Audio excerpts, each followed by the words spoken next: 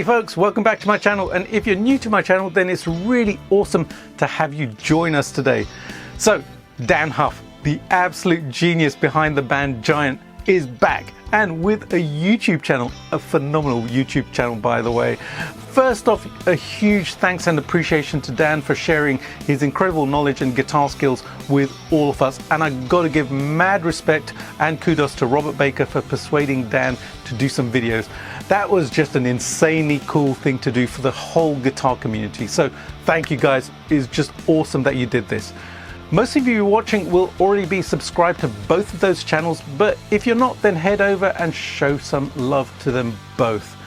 Watching Dan and Robert's video recently reminded me of just how good these albums by Giant were and still are, and after watching Dan's video where he was talking about his 80s tone and sharing some of his personal insights and techniques about how he got the guitar tones for these albums, I wanted to try and dial them in on my Fractal FM9 Turbo, especially the insanely cool crystal clear chiming and quintessential 80s clean tone. So that's what we're going to do today. Yeah. Now I'm not going to try and get the exact album tones or try to play like that. That would just be absolutely foolish of me to try and do, to be honest. But I wanted to capture some of that essence and magic because I think it literally is just bottled up alchemy. There are some very cool tips and tricks to dialing up these tones just right. So let's dive right in and dial up some Dann Huff inspired guitar tones on our Fractals. Let's go.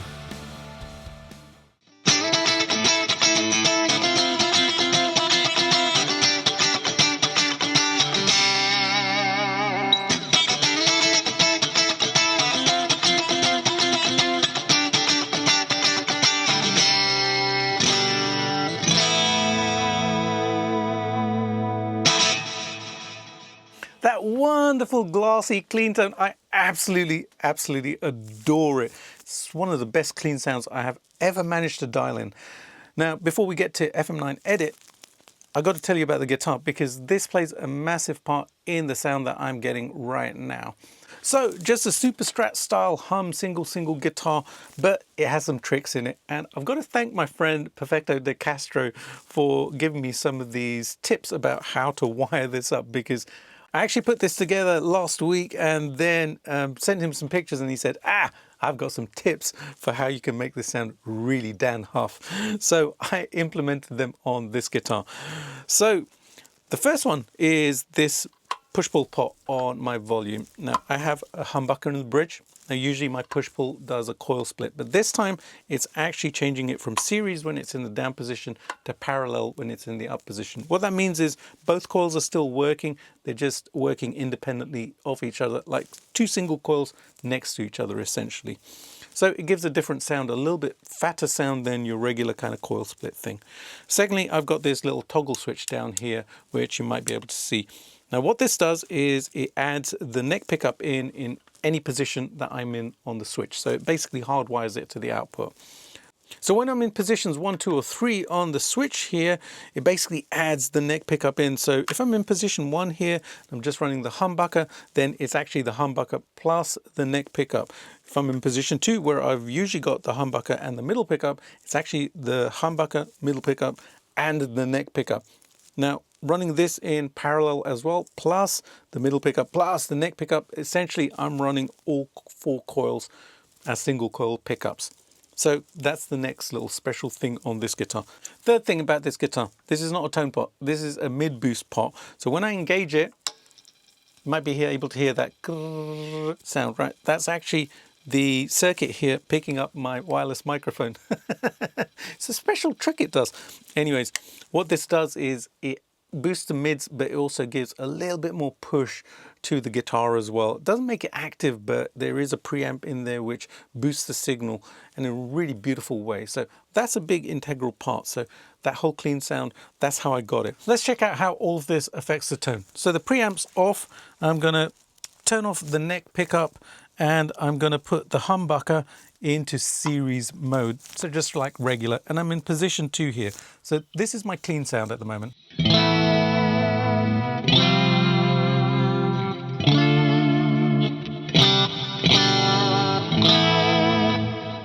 Just a beautiful, beautiful clean sound. I absolutely love that. It is so insanely good.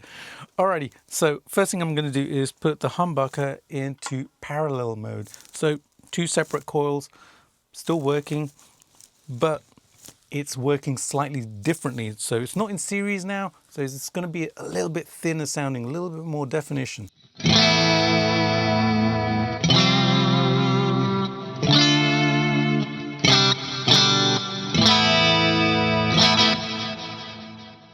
Did you hear that? Absolutely amazing how it changes the character of the pickup.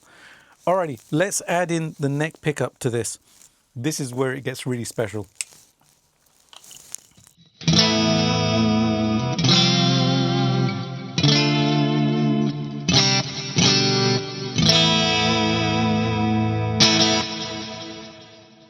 Just adds another dimension, another layer, a little bit more fatness to the tone. I love that. And finally, the preamp. So I'm going to engage this and play a little bit.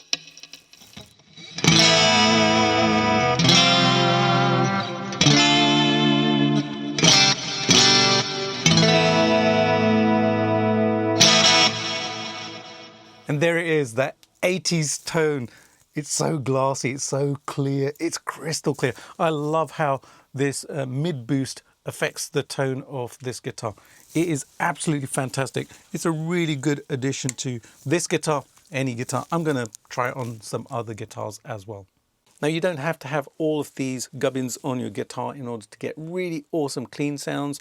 And when I go over to FM9 Edit, I will show you how I've actually emulated this mid boost with a parametric EQ.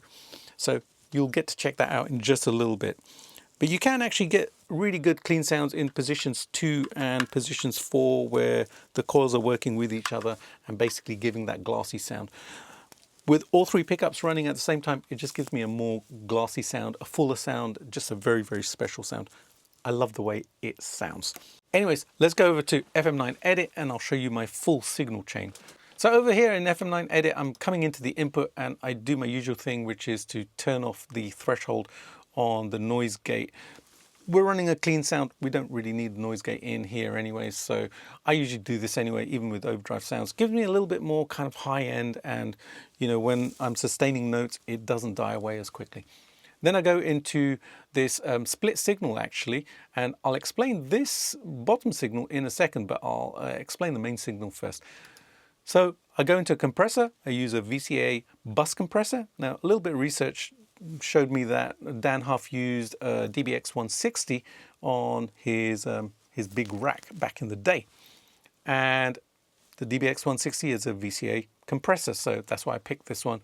Dialed it into taste, and it's essentially just evening out the signal before it goes into the amplifier. The amplifier I picked was the USA JP2C+. The reason I picked this is a little bit of research showed me that Dan was actually running a Mesa Boogie Mark II amplifier back in the day.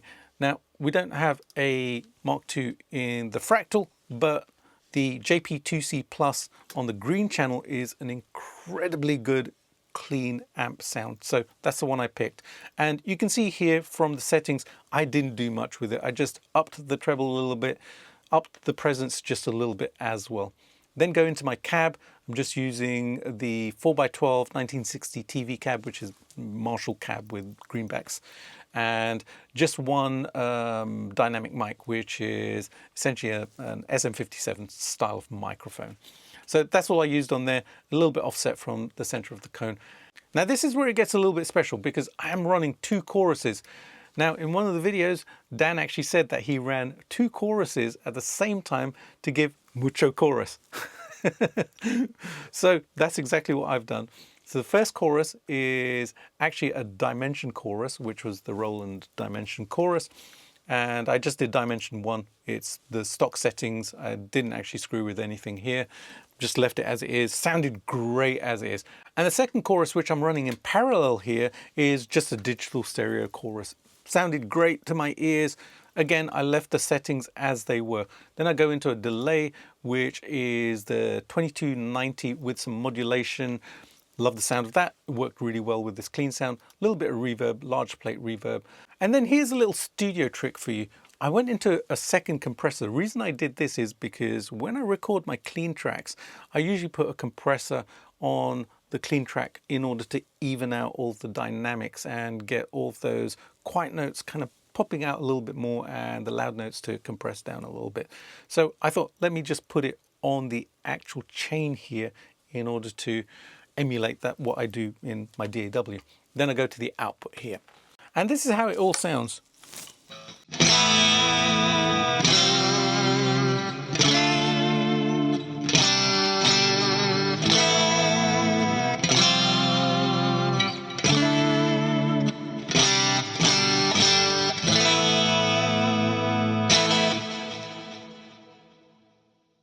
Now I mentioned at the beginning that I had split the signal off, and you can see this second chain here, but there is no amplifier there. Reason I did this is because in the video that I watched, which I think was on Robert's channel, where Dan was talking about his 80s sound, he mentioned that they often used to have a direct signal going into the board as well. And I thought I would emulate this within the Fractal FM9 as well. And it worked really well. All I have running here is the multiband compressor because I'd already used up my 2 compressor blocks and I needed a compressor, so I used the multiband. And I've basically compressed the high end a little bit and I think the mids a tiny bit. Can't remember off the top of my head. I dialed it in and it sounded great. And then I went into the parametric EQ and boosted some of the high end just to give a little bit more shimmer to that direct sound. Now, I have a second parametric EQ. All I'm doing here is I'm actually doing the level at 0. So when I actually engage this, it switches that chain off. This is helpful when I go to the other scenes and I'm running like the overdrive sounds because I don't want that clean signal going right the way through. So if I turn it off at the moment, it will take that out of the chain. Now check this out. This is the sound without it in the chain.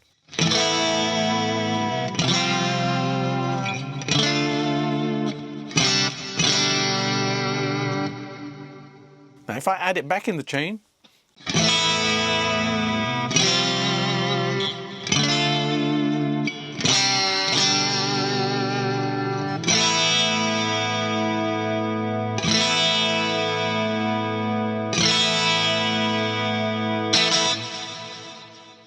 gives a little bit more shimmer. And that's a really important part of this. That whole sound is dependent on this direct signal actually coming in and adding a little bit more high end there. And it just works beautifully well. As soon as I added that in, it just lifted the sound. So there's my clean sound there. Alrighty, so I mentioned 2 choruses. Now this is another really important part of the overall sound. If I take the choruses out at the moment, then we just have a standard clean sound. It's a great clean sound, by the way.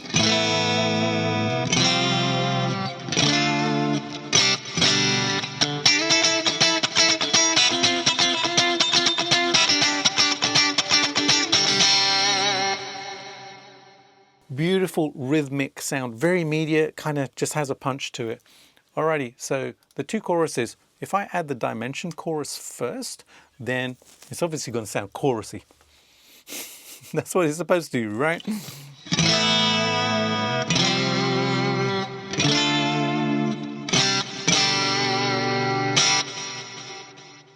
Which is good. It sounds like a chorus. It sounds like a great chorus, but it doesn't sound chorusy enough. So that's why we've got to add in the second chorus. So when I add that in,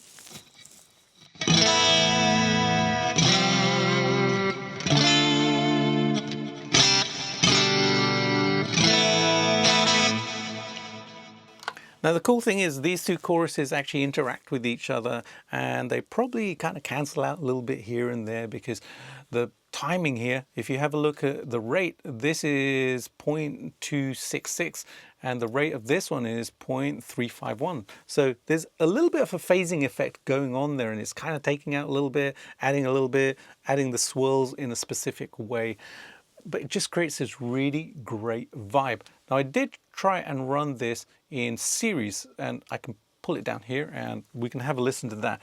I just thought it sounded better in parallel. So in series it sounds like this.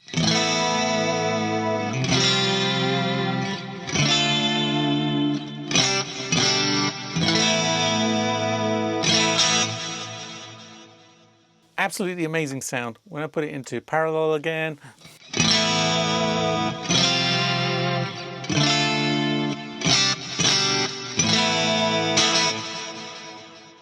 I just felt that this sounded a little bit cleaner, if that makes sense. The chorus wasn't kind of overwhelming the sound. Now, you can do both. You can basically change it wherever you want. But when I was doing the beginning part,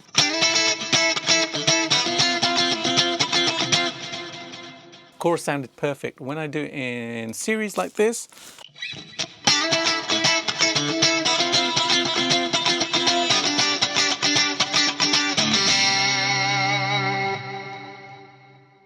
sounded a little bit overwhelming, for my ears anyway. But like I said, you can change it around wherever you want and get the sound that you would like. All right, that's the clean sound. I love this clean sound. This is the clean sound I'm going to use on everything now. Because it is just so super, super cool. Alrighty, I mentioned that I had emulated this mid boost with a parametric EQ. So if you grab this preset, then you guys can get that same thing going on, but without having to install a preamp on your guitar. So over here in FM9 Edit, I've got this PEQ all dialed up here. And essentially I just played around with some of the EQ settings. You can see that there's a peak around 573 Hertz here. And that's a 10 dB boost there. And also at 2300 odd Hertz, 10 dB boost there as well. And then I basically upped the level by 1 dB. And this does a very similar thing to what my mid boost does when I engage it. So this is how it sounds without the mid boost.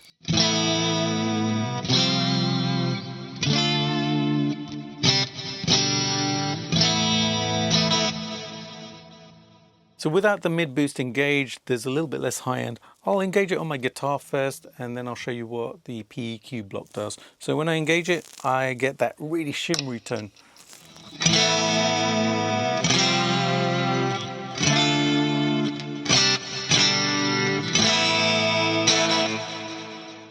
Makes a massive difference to the tone.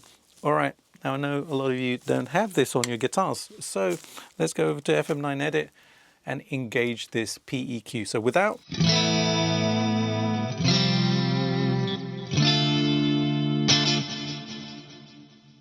And with.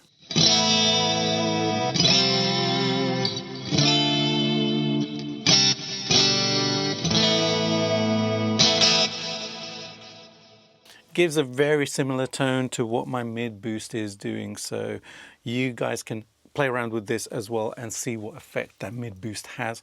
And then you can go and install the mid boost on every single guitar that you have, because it is just the coolest thing, isn't it? Anyways, I'm just kidding. So it's there if you want to use it, if you grab this preset as well. Now, if you would like this patch, which I've called Huff and Puff, cool name, hey? Then you can grab it from my web store. It's only $5 and there are 5 scenes in it, which I'm going to go through the other 4 in just a second. So you can head over to my web store and check that out if you would like to grab this. Hey, if you're digging these tones, then that's worth a subscribe, right? Make sure you smash that subscribe button if you haven't done so already, and hit the bell notification as well, because I'll be doing more fractal tone videos really soon. And if you'd like some more tips and tricks, then I have a few more videos which you can check out in the meantime. Okay, overdrive tones, let's turn it up. But first, I've got to turn off the preamp, turn off the neck pickup, and also put the bridge humbucker into series rather than parallel, and switch over to the bridge humbucker. Now on scene 2 here, I've got my first overdrive sound. Referring back to the video on the 80s sound, Dan was talking about how when they recorded the Giant albums, the producer actually got him to turn down the gain and the saturation. He likes to play with a lot of gain and saturation. I do as well. But on that album, they got him to turn it down, and it gave a really punchy sound. So the first overdrive sound is actually kind of a medium overdrive. So the amp that I picked for this was the JMP preamp, the Marshall JMP preamp. It's one of the pieces of gear that Dan used back in the day. Now, if you have a look at the gain, it's set at 4. So it's not massively high gain. What I wanted to do with this was I wanted some decay on the signal, and I wanted to be quite dynamic so that when I played around with my volume knob, then I could get like just different overdrive tones. Now you'll notice here that I've turned off the choruses, and with the delay there's a different delay. The delay that I used was a dual delay, and it's the SD3000, which I love the sound of. Everything else remains pretty much the same. The cab is actually exactly the same. Didn't change that for any of the tones. And you'll notice that on this parallel line, the compressor and the first EQ is turned off, and the second EQ is actually turned on, which is actually just turning that signal off. The level is at 0, so it acts as a switch to turn that whole chain off. Otherwise, while I was playing, I was getting some clean signal coming through. It kind of sounded weird. Anyways, back to this amp. If I play a little bit.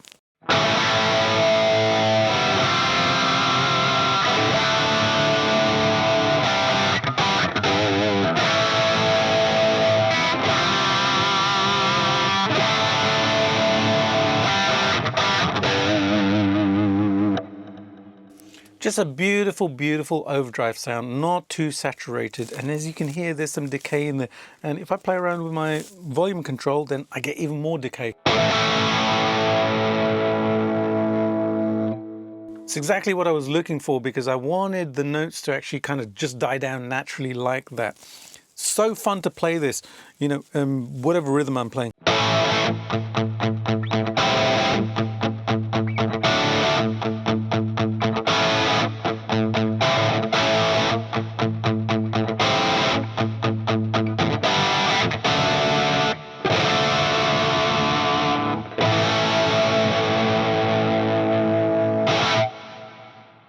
Just lovely to play. Even with leads, it just lends itself to that.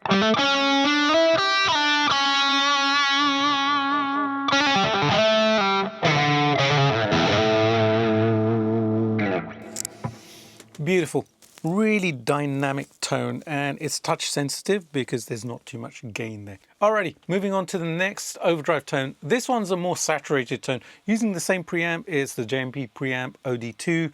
I tweaked the tone a little bit here just to get a slightly different tone, and basically I just upped the gain to 7.74. Yeah, gives me this sound.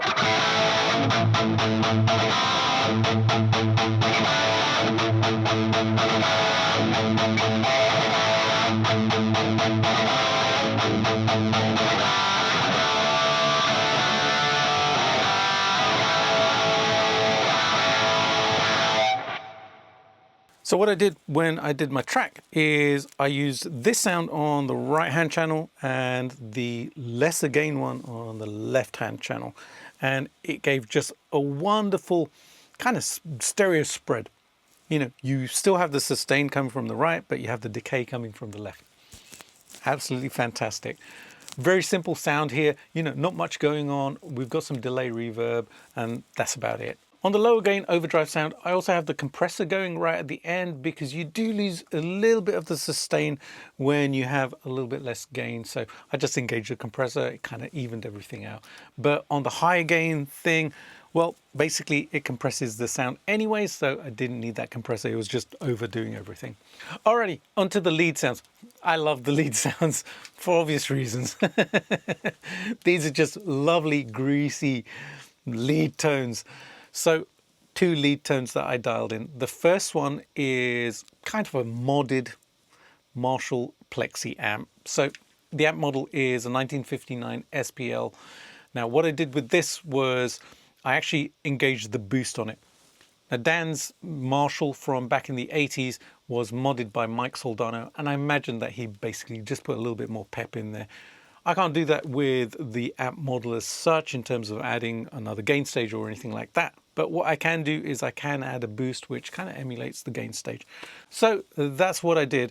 Now I did use a different delay on this one. I went to channel B and I went for the dual delay. I actually dialed up the SDE3000 delay because I love the sound of that delay. My SDE3000 EVH is one of my favorite delay units ever. So I wanted that kind of tone going on. So this is my lead tone.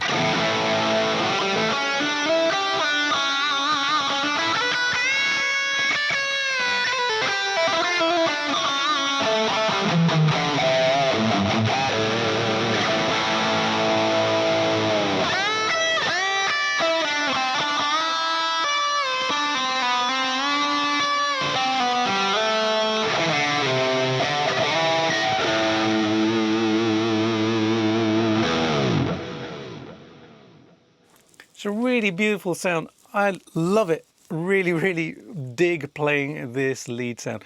It's not overly saturated, even though when you look here, look, the gain is at 10. This is a Plexi thing, even with the boost on. If I go to the boost section here, I'm using the shred boost. It's just the one that sounded right to my ears. And I've got a little bit of boost going on there, but it's not oversaturating the amp. It's just pushing it over the edge in a very, very nice way. So that was my first lead sound. I dialed up a second lead sound as well. For this one, I used the JMP preamp again, the OD2, dialed up the gain. I've got the boost on this time, and basically the delay is that SDE 3000 again. So this is a different lead tone here.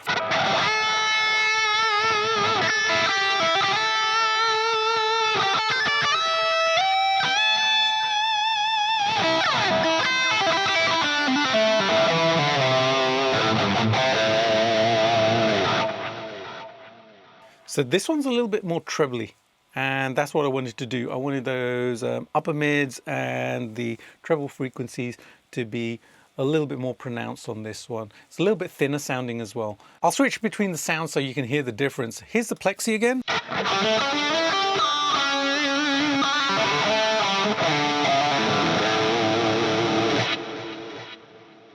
And here's the JMP lead sound.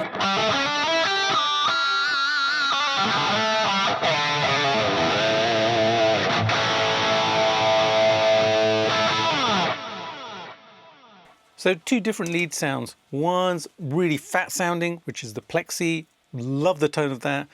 The other one's a little bit thinner. Both of them sit really well in the mix. I use the Plexi for the main solo, and then I use the JMP sound for the outro solo, which I did on the track, which you'll hear in just a second. So there you go. They are the 5 scenes which I dialed in, the 5 sounds. It's got that Dann Huff DNA and that magic in there, just a little bit.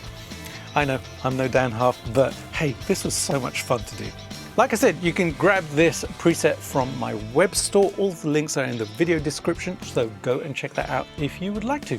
There you have it, folks. Crystal clear, clean tones that are the best that I've ever managed to dial in. Seriously, this guitar, this is insane, especially in that 3 pickup configuration. Wow! Crunchy and dynamic drive tones and beautifully saturated and greasy lead tones with lots of delay. I love my delay. I love my delay. You gotta love it, right? These tones were so awesome to figure out and play. And I'm not used to playing with lower gain rhythm tones, but boy, these were sensational to play and so dynamic under my fingers. The response was just insanely good. If you would like a couple of my free Fractal presets to play around with, then links are in the description box below. And like I said earlier, you can also find my Huff and Puff preset with 5 scenes via the link below too. That one's only a few bucks, and it helps me to keep making awesome videos like this for all of you guys and gals. I would love to know which Giant song or solo is your absolute favorite, so leave a comment and let me know, because I have just loaded up these insanely good Giant albums onto my phone, and I fully intend to listen to them at the gym on continuous repetition over the next couple of weeks. Okay, it's time for the Dann Huff inspired track. This one channels elements of I'm a Believer, Stay, and It Takes Two. I hope I did it some modicum of justice. Alrighty folks, have an awesome day. Be good to one another. Play some guitar today, and see you soon with another one. Bye for now.